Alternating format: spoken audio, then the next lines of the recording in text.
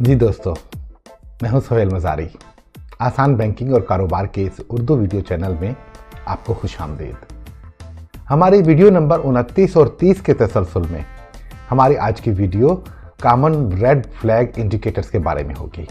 इंतहा पसंदी और दहशतगर्दी की तारीफ और ताल्लुक के बाद इन सब का रकूमात के हसूल और माली मावनत के सिलसिले में तिजारत के इस्तेमाल और ख़तरात को लेकर हमारा ये सिलसिलेवार प्रोग्राम जारी है। आज के उन्वान के हिसाब से अगर अल्फाजों का मतलब देखा जाए तो फिर कॉमन से बनता है आम, बहुत ही आम। रेड फ्लैग का मतलब है सुर्ख झंडा। सुर्ख या लाल रंग बुनियादी तौर पे खतरे की अलामत होती है और झंडे के साथ इसका मतलब है होशियार। जैसा कि अक्सर आपने देखा होगा, रेलवे गार्ड के पास हरा और सुर्ख रंग का झंडा होता है। इसी तरह हर रेलवे स्टेशन इंचार्ज जब ट्रेन गुजरती है तो अपने एक हाथ में थामा हुआ हरे रंग का झंडा लहराता है और दूसरे हाथ में सुर्ख रंग के झंडे को जमीन की तरफ झुका के रखता है। तो रेड फ्लैग का मतलब हुआ खतरा या खतरे से होशियारी। और आखिरी लफ्ज है इंडिकेटर्स। जैसा कि गाड़ियों या मोटरसाइकिलों में इंडिकेटर्स होते हैं, तो फिर लफ्जी मतलब हुआ इशारा। एक ड्राइवर जब गाड़ी का इंडिकेटर ऑन करता है तो इससे मुराद है वो पीछे या आगे से आने वाली ट्रैफिक को इशारे की मदद से पैगाम भेज रहा है कि वो अब दाएं या बाएं तरफ मुड़ने का इरादा रखता है या मुड़ने वाला है, लिहाजा होशियार हो जाओ। इंडिकेटर्स ये हमारी ज़िंदगी में दरपेश मामलात में बहुत ही अहम हिस्से होते हैं। अगर हम इन्हें अहमियत दें तो या तो फ़ायदे में रहते हैं या नुकसान से बच पाते हैं। इसी तरह अगर हम इन्हें नज़रअंदाज कर दें या फिर अहमियत ना दें तो परेशानी से दो चार हो जाते हैं। मसलन एक शख्स को सफ़र पे जाना है और उसकी गाड़ी से कुछ दिनों से अजीब सी आवाज़ आ रही है और वो उसे नज़रअंदाज कर देता है। दौरान सफ़र अचानक गाड़ी का इंजन बंद हो जाता है और वो परेशानी का शिकार हो जाता है। अब अगर उसने गाड़ी की उस अजीब सी आवाज़ पर तवज्जो दी होती तो सफ़र से पहले इंजन की मुरम्मत करवा लेता और फिर परेशानी ना होती। गाड़ी के इंजन से आने वाली वो आवाज़ बुनियादी तौर पे एक इंडिकेटर या इशारा था कि गाड़ी मुरम्मत या मेंटेनेंस की तलबगार है। कोई भी बड़ी बीमारी आने से पहले हल्की फुल्की अलामतें जाहिर करती हैं। अगर बर वक्त उन्हें तवज्जो दी जाए और डॉक्टर से मशवरा कर लिया जाए तो आसानी से बर वक्त इलाज मुमकिन हो जाता है। बात सूरत दीगर पेचीदगियाँ और ख़तरात बढ़ जाते हैं। अब अगर गौर से देखें तो हमारा कारोबार, मुलाजमत, घर, फैमिली, रिश्तेदार, सब कुछ हर लम्हे हर वक्त कुछ ना कुछ इशारे जारी कर रहे होते हैं और समझदार आदमी इन इशारों की ज़बान समझकर बर वक्त दारुक का बंदोबस्त कर लेता है। इसी महले वकूअ में स्टेट बैंक ने अपने सर्कुलर में कुल 25 ऐसे इशारे या इंडिकेटर्स की निशानदेही की है जो कि बैंकों को होशियार करते हैं कि जब इन इंडिकेटर में से कोई एक या चंद इशारे सामने आए तो होशियार हो जाओ और बैनुल-अक़वामी तिजारत या इंपोर्ट और एक्सपोर्ट के इस ट्रांजैक्शन पर खास तवज्जो दो। यहाँ काम रोकने से मना नहीं किया गया, अलबत्ता होशियार किया गया कि इस तरह के हालात में मज़ीद तफ्तीश की जाए और शक की बुनियाद को पहले क्लियर किया जाए। यही सबके मफाद में होगा। तो दोस्तों, फिर शुरू करते हैं अपने आज के असल मौजू को, कॉमन रेड फ्लैग इंडिकेटर्स या कुछ खास सुर्ख झंडे वाले इशारे। सबसे पहले तिजारती माल की कीमत। जैसा कि हम पहले गुफ्तगू कर चुके हैं, दुनिया में खरीदो फरोख्त होने वाली हर चीज़ की एक कीमत होती है और हर मार्केट में, हर बाजार में उसकी अलग कीमत होती है। बल्क में या थोक में खरीदारी की एक कीमत और मकामी मार्केट या फिर बैनुल-अक़वामी मार्केट में उसकी दूसरी कीमत होती है और कीमत के इस फ़र्क से तिजारत होती है। अब अगर किसी ख़ास चीज़ की थोक कीमत मकामी मार्केट में 100 रुपये है और एक्सपोर्ट या इंपोर्ट की सूरत में उसकी कीमत 50 रुपये या 200 रुपये सामने आ रही है तो फिर होशियार होने की ज़रूरत है। कीमतों में इतना ज़्यादा फ़र्क अमूमन नहीं होता। अलबत्ता किसी ख़ास वजह से वजह काबिल कबूल है और हकीकत पर मबनी भी है तो फिर सब सही है, वरना मामले को रोक कर देखा जाए। माल तिजारत की कीमत बहुत अहम इंडिकेटर है और हरगिज़ नज़रअंदाज नहीं किया जा सकता। मसलन पाकिस्तान में माह रमज़ान में पकौड़े और छोले या चने की डिमांड बहुत बढ़ जाती है। अब अगर पाकिस्तान में चने की कीमत 200 रुपये फ़ी किलो है और मकामी मार्केट में शॉर्टेज है तो ताजिर इंपोर्ट करेंगे और ऑस्ट्रेलिया से चने की दरामद बिल्कुल ही एक आम सी बात है। अब अगर दरामदशुदा चने की फी किलो कीमत मकामी मार्केट में पहुंचकर 350 रुपए किलो हो जाती है तो होशियार होने की जरूरत है कि कोई ताजिर 150 रुपए फी किलो के नुकसान पर हरगिज़ तिजारत नहीं करेगा। जरूर कुछ ना कुछ मशकूक है। अब जब तफ्तीश की गई तो मालूम हुआ कि हुकूमत ने सरकारी सतह पर माह रमज़ान की आमद के पेश नज़र चने की दरामद पर 170 रुपए फी किलो की सब्सिडी देने का ऐलान किया है। इस तरह अगर ताजिर ये इंपोर्ट जिसे हमने कीमत के फ़र्क पर मशकूक ठहराया था, सरकारी सब्सिडी की बदौलत 20 रुपए फी किलो का मुनाफा हासिल करेगा और बाजार में चने की किल्लत भी कम होगी, शक खत्म हो गया। मगर दूसरी सूरत में अगर हुकूमती सब्सिडी के बगैर मकामी मार्केट से महंगे दामों दरामद हो रहे हैं तो फौरन रोककर मामले को देखना होगा कि तसल्ली बख्श सूरत हाल ना मिले तो फिर इस ट्रांजैक्शन को बैंक इंतजामिया के सामने लाना होगा ताकि वो इसका फैसला कर सके। इसके बाद शिपमेंट की तफसीलात में फ़र्क। बैनुल अक़वामी तिजारत में दो मुख्तलिफ मुल्कों या इलाकों के ताजिर सबसे पहले खरीदो फरोख्त के मामलात को तय करते हैं। माल की नौइयत, मिकदार, मेयार और उसकी पैकिंग, पैदावारी वक्त, तरसील की मुद्दत और अदायगी का तरीका, ये सब कुछ। जिस दस्तावेज पर ये तमाम तफसीलात तय की जाती हैं उसे परफॉर्मा इनवाइस कहा जाता है। मामलात तय होने के बाद दोनों फरीक इसे दस्तखत और मोहर साबित करके इसकी तस्दीक करते हैं और दोनों फरीक इस दस्तावेज की एक असल कापी बतौर सबूत अपने पास रखते हैं। अगले मरहले उसी के मुताबिक तय किए जाते हैं। अब अगर बैंक में किसी मरहले पर मतलूबा दस्तावेज़ात में शिपमेंट की जो तफसीलात मुहैया की गई हैं और बुनियादी दस्तावेज जिसको परफॉर्मा इनवाइस या कॉन्ट्रैक्ट एग्रीमेंट कहा जाता है उसमें जो तफसीलात तय की गई थी उसमें फ़र्क है तो ये शक वाली बात होगी। ये इंतहाई ज़रूरी होता है कि तमाम तर दस्तावेज़ात में शिपमेंट की तफसीलात एक जैसी होनी चाहिए, मां सिवाय जहां मुनासबत से दोनों फरीक बाहमी रजामंदी से तब्दीली या तरमीम कर लें। 40,000 टन चावल के बजाय 30,000 टन किया जा सकता है। दिसंबर की 15 तारीख से पहले शिपमेंट भेजनी ज़रूरी थी, अब वो तारीख बढ़ाकर 25 दिसंबर कर दी गई। इस तरह की दूसरी तरमीम वगैरह। अब अगर 40,000 टन के बजाय 90,000 टन चावल एक्सपोर्ट हो रहा है और ये बात दोनों फरीकों में पहले से तयशुदा भी नहीं है तो फिर शक की बात ठहरेगी और तफ्तीश का इशारा मिलेगा। इसके बाद बिल ऑफ लेडिंग में फ़र्क। तमाम तर दस्तावेजात में बिल ऑफ लेडिंग वो दस्तावेज होती है जो बहरी रास्ते से जाने वाली तिजारती जहाज की कंपनी जारी करती है और जो कि इस बात का सबूत होता है कि शिपमेंट बहरी जहाज से रवाना हो चुकी है। अब अगर यहाँ एक्सपोर्टर की जानिब से मुहैया करदा इनवाइस, पैकिंग लिस्ट और दीगर दस्तावेजात में और बिल ऑफ लीडिंग में दर्ज शुदा माल तिजारत की तफसीलात में फ़र्क सामने आ जाए तो ख़तरे का एक इशारा होगा और वो माल जो बहरी जहाज से जा रहा है वो कुछ और है और जिनके दस्तावेजात तैयार करके बैंक में लाए गए हैं वो कुछ और है। तफ्तीश की जाए, मालूम किया जाए कि असल हकीकत क्या है। इससे अगले मरहले में हकीकत को छुपाना, गलत या दुरुस्त के बजाय इस तरह के भी इशारे मिल सकते हैं कि शिपमेंट की तफसीलात मुकम्मल ना बताई जाएं या कुछ तफसीलात को छुपा लिया जाए या छुपाया जा रहा हो। उसके बाद मुद्दत। मुख्तलिफ इक़साम की शिपमेंट में नौइयत के एतबार से डिलीवरी मुद्दत में फ़र्क होता है। इस्तेमाल शुदा कपड़े या इस जैसे दीगर माल तिजारत की दरामदात में अमूमन ज़्यादा वक्त लगता है क्योंकि इनमें जल्दी का अंसर नहीं होता। शिपमेंट की लागत कम करने के लिए ट्रांसशिपमेंट होती है। अलबत्ता कच्ची सब्जियां या आलू प्याज के एक्सपोर्ट में जल्दी वाला मामला होता है। इसी तरह फल जैसा कि आम या किन्नू की एक्सपोर्ट हो तो उसमें बहुत ज़्यादा जल्दी करनी होती है। उमूमन बहरी जहाज़ के बजाय हवाई जहाज़ से शिपमेंट की जाती है। अब यहाँ ये बताने की कोशिश की गई है कि ऐसी नौइयत पर भी निगरानी करनी होगी। आम नौइयत की शिपमेंट की तरह बहरी जहाज़ से माल तिजारत की हैंडलिंग हो रही है जबकि दस्तावेजात में फल या सब्जियों का बताया जा रहा है। ये कैसे मुमकिन है कि जल्दी वाला माल इस तरह की शिपमेंट में जा रहा हो? फ्रोज़न श्रिम्प्स हो या फ्रोज़न फिश, इन सब के लिए एयर कंडीशन कंटेनर इस्तेमाल किया जाता है।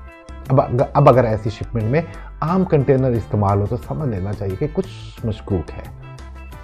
उसके बाद लेटर ऑफ क्रेडिट की तस्दीक। लेटर ऑफ क्रेडिट LC अगर गैर तस्दीक शुदा ज़राए से मौसूल होता है या स्विफ्ट के जरिए मौसूल तो होता है मगर तस्दीक शुदा नहीं है या नॉन निगोशिएबल है, तो फिर इस मामले में जब तक तस्दीक शुदा असल कापी के साथ लेटर ऑफ क्रेडिट मौसूल ना हो जाए, दस्तावेजात के प्रोसेस को रोकना होगा। बाद में गैर मुतल्लिका शिपमेंट, बहुत ही अहम नुक्ता बयान किया गया है। कारोबार हो या तिजारत, हर शख्स हर तरह के काम नहीं करता। इसकी मिसाल हम यूं बयान करते हैं कि अगर एक शख्स बैंक की मुलाजमत करता है और उसका ताल्लुक फाइनेंस के शोबे से होगा, ये मुमकिन नहीं कि वही शख्स किसी अस्पताल में किसी मरीज की सर्जरी कर रहा हो या ऑयल रिफाइनरी के शटडाउन में मशीनरी की मुरम्मत में जुड़ा हुआ हो। अद्वियात या केमिकल के कारोबार से वाबस्ता शख्स अनाज, चावल, दाल का कारोबार नहीं कर सकता या उसमें दखल भी नहीं दे सकता। यहाँ यही बात समझाई गई है कि अगर किसी के कारोबार की नौयत उसी शिपमेंट के मुताबिक नहीं है तो होशियार होने की ज़रूरत है। कस्टमर का कारोबार गारमेंट्स का है और वो जो माल तिजारत एक्सपोर्ट करने जा रहा है वो जस्त के बर्तन है, तो ये मामला फिर मशकूक ठहरेगा। उसके बाद शिपमेंट की गैर हकीकी जिसामत। हर कारोबारी शख्स या इदारे की जिसामत उसकी माली हैसियत के मुताबिक होती है। लाखों रुपए का कारोबार करने वाला करोड़ों या करोड़ों का कारोबार करने वाला अरबों की तिजारत नहीं कर सकता। कारोबारी तरक्की में भी कुछ वक्त लगता है। माली हैसियत से मुताबिकत ना रखने वाली शिपमेंट भी मशकूक हो जाती है। 20 या 30 हजार डॉलर की तिजारत करने वाला शख्स एकदम 3 लाख डॉलर की शिपमेंट करने लगे तो ये एक मशकूक ट्रांजैक्शन होगी और उसकी पड़ताल करना होगी। जरूरी है, मुमकिन है कि वो किसी इदारे के साथ मिलकर काम कर रहा हो या किसी और का ऑर्डर लेकर उसकी जगह शिपमेंट करने जा रहा हो। बहरहाल इस सब की तस्दीक करना जरूरी होगी। उसके बाद हम देखते हैं गैर मुनासिब पैकिंग। एक्सपोर्ट हो या इंपोर्ट, बैनुल-अक़वामी तिजारत में माल की पैकिंग बहुत अहम होती है। यहाँ तक कि बड़ी जिसामत की मशीनरी भी पैक करके रवाना की जाती है। मासिवा बड़ी जिसामत के पेड़ या दरख्त वगैरह, चीनी, खाद या इस जैसी दीगर इशिया बैग्स या बोरियों में पैक की जाती हैं। गारमेंट्स काटन में, जबकि फल या सब्जियां क्रेट्स या फिर हवादार क्रेट्स नुमा काटन में। माल की मुनासबत से इसकी पैकिंग होती है। अब अगर गारमेंट्स की शिपमेंट है और बैग्स या बोरियों में जा रही है तो अलार्मिंग वाली बात है। इस्तेमाल शुदा कपड़े भी बंडल की सूरत में पैक किए जाते हैं। अगले मरहले में गैर मुतल्लिका बैंक और नामुनासिब माल की तरसील। एक ऐसे मुल्क या ममालिक को कुछ इस किस्म का माल भेजा जा रहा है या मंगवाया जा रहा है जहां उसकी खपत ही नहीं है या फिर उसकी ज़रूरत ही नहीं है। मसलन एक ऐसे मुल्क को शराब की एक्सपोर्ट जहां उसके इस्तेमाल ममनू है, या फिर अफगानिस्तान जैसा मुल्क जहां कोई स्टील मिल या ज़्यादा बिजली से चलने वाली फैक्ट्री ही नहीं है और उसका खाम माल भेजा जा रहा हो। इसी तरह एक ऐसा गैर इस्लामी मुल्क जहां मुसलमानों की तादाद कलील हो, वहां जाए नमाज की एक बड़ी शिपमेंट समझ से फिर बालातर होगी। लिहाजा यहाँ होशियार होने की जरूरत होगी। गैर मुतल्लिका फर्द की अदायगी, किसी तीसरी पार्टी या ऐसे जराए से शिपमेंट की कीमत की अदायगी हो, ना कि जिसका इस सारे मामले से कोई ताल्लुक। सवाल यही है कि जो कोई खरीदो फरोख्त के अमल में शामिल ही नहीं, वो पेमेंट क्यों करने लगा, उसका क्या ताल्लुक है? अब जरूर देखना होगा और तसल्ली करनी होगी। इसके बाद गैर मुनासिब तरीका अदायगी। बैनुल-अक़वामी तिजारत में भरोसे नाम की चिड़िया नहीं होती। वहाँ कायदे, कानून और असूल चलते हैं। कायदे और कानून की खिलाफ वर्जी या लापरवाही के नतीजे में पैदा होने वाली सूरत हाल में फिर कोई रहम नहीं करता। अपने मफाद में खुद गर्ज तिजारत की ये दुनिया बहुत शफ़ाफ़ है, लिहाजा हमें अपने आप को मजबूत बनाना होगा। अब ऐसा भी नहीं है कि वहाँ के रहने वाले हमसे अफजल हैं, बल्कि वो हम सब जैसे ही इंसान हैं। तालीम और शऊर के साथ तजर्बे और अपने काम में महारत, बस ये ऐसे हुनर है जिससे हम सबका मुकाबला कर सकते हैं। इस नुक्ते पे यही बताने की कोशिश की गई है कि अगर दोनों तजारती फरीक पहली दफ़ा डील करने जा रहे हैं या उनको आपस में कारोबार करते हुए ज़्यादा वक्त नहीं हुआ तो वो पेश की अदायगी या एडवांस पेमेंट की तरफ नहीं जाएंगे। एक्सपोर्ट में इंपोर्टर की तरफ से एक्सपोर्टर की माली मदद के नाम पर एडवांस पेमेंट की जाती है ताकि वो इंपोर्टर्स के लिए जल्दी और आसानी से माल तैयार करके उसे भेज सके। ये मामला अमूमन पुराने या करीबी फरीकों के दरमियान तय पाता है। अब अगर तिजारत में दोनों फरीक नए हैं और एडवांस पेमेंट बैंक को मौसूल हो रही है तो फिर इस मामले को ज़रूर देखना होगा। अब ये एडवांस पेमेंट अगर किसी ऐसे मुल्क से आ रही है जिसको हाई रिस्क के म्यार पर रखा गया है, तो फिर ज़्यादा होशियारी की ज़रूरत होगी। उससे अगले मरहले में तिजारत में रियायत। खरीदो फरोख्त और तिजारत के मामलात में कीमत में रियायत देना एक आम सी बात है, बल्कि अलबत्ता बैनुल अक़वामी तिजारत में एक्सपोर्टर अपने माल की कीमत में उस वक्त रियायत ये कमी करता है जब वो किसी कदर कमज़ोर पोजीशन पर होता है या फिर मजबूर हो रहा होता है। मसलन उसे अपना माल दिसंबर की 15 तारीख से पहले तैयार करके इंपोर्टर को भेजना था, मगर वो किसी वजह से ऐसा ना कर सका। अब माल तैयारी के आखिरी मरहले पर है और इंपोर्टर इस पोजीशन पे है कि वो अपना ऑर्डर मनसूख कर दे। लिहाजा एक्सपोर्टर अपना ऑर्डर बचाने की खातिर उसे कीमत में किसी हद तक रियायत देकर मनाने या खुश करने की कोशिश करता है और अमूमन वो कामयाब भी रहता है, क्योंकि इंपोर्टर को भी बहरहाल माल की ज़रूरत तो है। मगर ऐसी सूरत में कि अगर इंपोर्टर को ज़रूरत ही नहीं रही या कम हो चुकी है तो वो ऑर्डर मनसूख करने के रास्ते तलाश कर रहा है, तो वो फिर बड़ी रियायत का मुतालबा कर सकता है। इसी तरह एक्सपोर्टर को पहले से ज़्यादा और अच्छा ऑर्डर मिल जाता है तो वो फिर रियायत करने से इज्तनाब करेगा और ऑर्डर मनसूख होने पर खुश होकर दूसरी पार्टी को माल बेच देगा।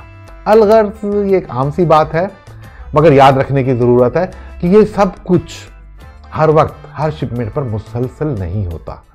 अब अगर एक एक्सपोर्टर मुसलसल किसी खास इंपोर्टर को रियायत दे रहा है तो होशियार होने की बात है कि वो ऐसा क्यों कर रहा है। कारोबार तो मुनाफा कमाने के लिए किया जाता है, ना कि मुसलसल नुकसान करने के लिए। इसके बाद हम देखते हैं लेटर ऑफ क्रेडिट या ऑर्डर में मुसलसल तोसी। शिपमेंट की मिकदार और म्यार के हवाले से ऑर्डर में तोसी और तब्दीलियां होती रहती हैं। ये सब हैरानी की बात नहीं है। अलबत्ता लंबे अरसे तक एक ही लेटर ऑफ क्रेडिट या एलसी में तोसी करते रहना या इसमें रद्दोबदल करवाते रहना या नए ऑर्डर के बजाय पुराने ऑर्डर को मुसलसल तोसी की बुनियाद पे चलाए रखना, ये किसी हद तक आलमी हो सकता है।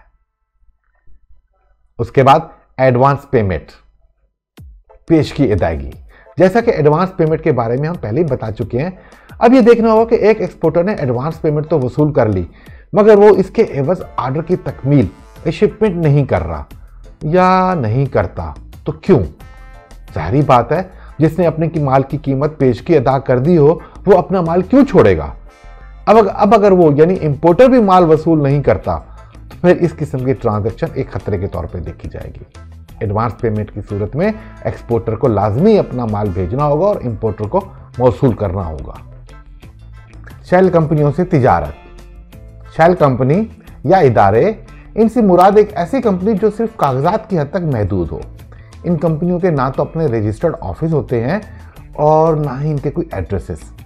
इसी तरह इनके कारोबार में इन्वेस्टमेंट या वर्किंग कैपिटल या तो बहुत ही कम होता है या फिर नहीं होता। बस ये एक किस्म के हवाई कंपनियां होती हैं जो सिर्फ बैंक अकाउंट्स या दीगर कागजात में मौजूद होती हैं। टैक्स बचाने या कारोबारी मामलात को छुपाने की गर्ज से अमूमन बड़ी कंपनियां और अच्छे साखे इदारे भी अपनी शेल कंपनियां बना लेते हैं। इनके बारे में डीलर्स और मुंसलिक कारोबारी अफराद जानते हैं, मगर हर एक को इनके बारे में इल्म नहीं होता। लिहाजा अगर कोई अपना कारोबारी नाम छुपा कर किसी बेनामी इदारे के नाम से तिजारत करे तो फिर से गौर से देखना होगा। इस पर बैंक इंतजामिया से मुशावरत करनी होगी। दोहरी मकासद वाली शिपमेंट। मार्केट में कुछ ऐसे आइटम्स या चीज़ें भी होती हैं जो आम बाजारों में आम लोगों के इस्तेमाल के अलावा मिलिट्री या फौजी या फिर अस्करी मकासद के लिए उनका इस्तेमाल होता है। मसलन गन पाउडर या बारूद वगैरह। सिविल मकसद के लिए पहाड़ों को तोड़ना हो और या उनके दरमियान रास्ते बनाना हो, इनका इस्तेमाल बहुत आम है। इस तरह की शिपमेंट को भी गौर से देखने की तवज्जो होती है, इस पर निगाह रखनी होती है। मुबहिम तफसीलात। इंपोर्टर्स के बारे में मुबहिम या नामुकम्मल तफसीलात या गलत मालूमात वगैरह जो कि इनवाइस वगैरह पे दर्ज हों, उनको देखने की ज़रूरत होगी, असल के बजाय नकल दस्तावेज़ात। अब जैसा कि लेटर ऑफ क्रेडिट और नॉर्मल कारोबारी लेन देन में दस्तावेज़ात को उनकी असल शक्ल में इस्तेमाल किया जाता है, जैसा कि डिलीवरी ऑर्डर या फिर बिल ऑफ एक्सचेंज वगैरह। अब शिपमेंट के बाद बैंकों में असल के बजाय दस्तावेज़ात की नकूल या कॉपियाँ जमा करवाई जाए तो ये बैंक के लिए नाकाबिले कबूल होगा। उसके बाद हम देखेंगे कमर्शियल इनवॉइसेस। किसी भी तिजारती लेन देन में सबसे अहम दस्तावेज कमर्शियल इनवॉइस होती है, जिसमें तमाम तर तफसीलात दर्ज होती हैं। अब अगर किसी कमर्शियल इनवॉइस में ज़रूरी या दरकार तफसीलात का इंदराज ना हो या फिर नामुकम्मल हो तो फिर ये एक अलार्मिंग वाली सिचुएशन होगी। FATF की बंदिश। तिजारती लेन देन में शिपमेंट तो फिर एक आम से मुल्क में नॉर्मल हालात से की जा रही है, मगर उसके एक्सपोर्ट प्रोसीड्स या कीमत की अदायगी एक ऐसे मुल्क की मार्फत मौसूल होती है जो कि FATF की बंदिश वाली फहरिस्त में और निगरानी के फिर ऊंचे दर्जे पर है। ऐसे ममालिक से रकूमात की तरसील पर फिर आलमी इदारों की उन पर ख़ास निगरानी बनी हुई होती है और फिर ये ज़रूरी होगा कि वो इस बात का नोटिस लें और वो रकम जो कि एक्सपोर्ट केबल्स बैंक को मुंतकिल की गई है लाजमी देखेंगे, पूछेंगे। इस पर तवज्जो देने की ज़रूरत होगी। अगले मरहले में हम देखते हैं जो कि आखिरी मरहला है, गैर मुतल्लका अफराद की अदायगी। स्टेट बैंक ऑफ पाकिस्तान ने बैंकों को हिदायत करते हुए होशियार किया है कि ऐसी तमाम एक्सपोर्ट प्रोसीड्स या तिजारती रकूमात की मुंतकिली जो कि गैर मुतल्लका शख्स या इदारे की जानिब से की जाए उस पर ख़ास निगरानी रखी जाए। गैर मुतल्लका या तीसरी पार्टी से मुराद ऐसे अफराद जिनके कारोबारी नौयत बिल्कुल या तो जुदा है या फिर उनका किसी किस्म में कोई ताल्लुक नहीं। तो दोस्तों, ये 25 नुकाती बिल्कुल आम से रेड फ्लैग इशारे थे जो कि हमने आज की गुफ्तगू में मुकम्मल किए और इनको समझने की कोशिश की। इसके बाद आने वाली हमारी वीडियो नंबर 32 होगी जो कि इस सिलसिले की आखिरी वीडियो होगी। इसमें हम FATF नामी इदारे के बारे में जानने की कोशिश करेंगे और उसके किरदार, अहमियत और हैसियत पर रोशनी डालेंगे। और इसके अलावा बहुत अहम हिस्सा जो कि बैंकों के हवाले से होगा कि अब किस तरह वो अपना फ्रेमवर्क या लाहे अमल तैयार करते हैं और वो मैकेनिज़्म या तरीक़ाकार किस तरह होना चाहिए कि इस सर्कुलर की हिदायत की रोशनी में मुकम्मल बैठ सके और फिर उन नताइज भी दे। इन सब के अलावा और बहुत कुछ होगा। अब अगर आपको हमारी ये कोशिश पसंद आए तो फिर लाइक ज़रूर कीजिए और अपने कमेंट्स भी ज़रूर दीजिए। हमसे अगर किसी किस्म की वजाहत या सवाल करना चाहें तो हम फिर खुशामदीद कहेंगे। हमारे वो साथी जिन्होंने अभी तक हमारे इस चैनल को सब्सक्राइब नहीं किया, उनसे दरख्वास्त है कि वो इसे अभी सब्सक्राइब कर लें। आज तक के लिए फिर इतना काफ़ी। इंशाल्लाह मिलते हैं इसके बाद अगली वीडियो में जो कि इस सिलसिले की आखिरी कड़ी होगी।